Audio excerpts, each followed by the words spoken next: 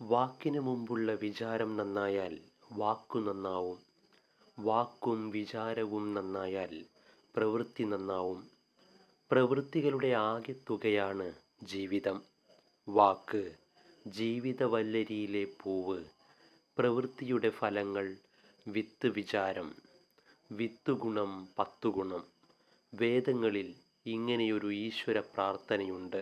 ഭദ്രം കർണേഭി ശൃണുയാമദേവ എന്നാരംഭിക്കുന്ന ആ പ്രാർത്ഥനയുടെ സാരം ഇതാണ്: നമ്മൾ നല്ലതു കേൾക്കുമാറാകട്ടെ, നമ്മൾ നല്ലതു കാണുമാറാകട്ടെ. എന്തേ അവർ ഇങ്ങനെ പ്രാർത്ഥിക്കാൻ?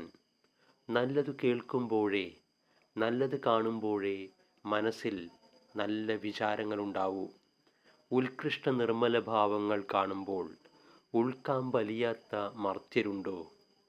അറക്കാൻ വേണ്ടി ആടിനെ വാങ്ങിച്ച ജന്മി അതിനോടുള്ള അമ്മുവിൻ്റെ സ്നേഹം കണ്ട് ആടിനെ കൂടിയും ഈ വിധം സ്നേഹിക്കും ആളുകൾ ഇപ്പോഴും പാരിലുണ്ടോ എന്ന് വിസ്മയിക്കുന്നു. ആടിനെ അമ്മുവിന് മടക്കിക്കൊടുക്കുന്നു. മകൻ്റെ വിവാഹത്തിന് മാംസം വേണ്ടെന്ന് തീരുമാനിക്കുന്നു. ആടിനെ തിരിച്ചു വാങ്ങാൻ മാല ഊരിക്കൊടുത്ത ആ കുട്ടിക്ക് തനിക്ക് ഹിംസയുടെ പാഠം പഠിച്ചതിന് അതേ മാല തന്നെ അയാൾ ഗുരുദക്ഷിണയായി അർപ്പിക്കുന്നു. 1000 വാക്കുകൾക്ക് കഴിയാത്തത് അരപ്രവൃത്തിക്ക് കഴിഞ്ഞേക്കും. കവിതയിലെ ജന്മിക്ക് ഗുരുവായത് ഒരു ചെറിയ പെൺകുട്ടി.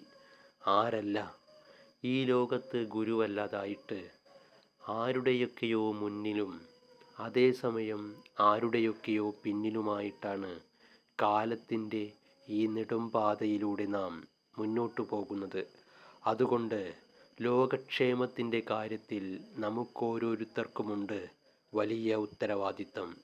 നമ്മുടെ വിചാരവും വാക്കും പ്രവൃത്തിയും ഏകലക്ഷ്യോന്മുഖമാകണം.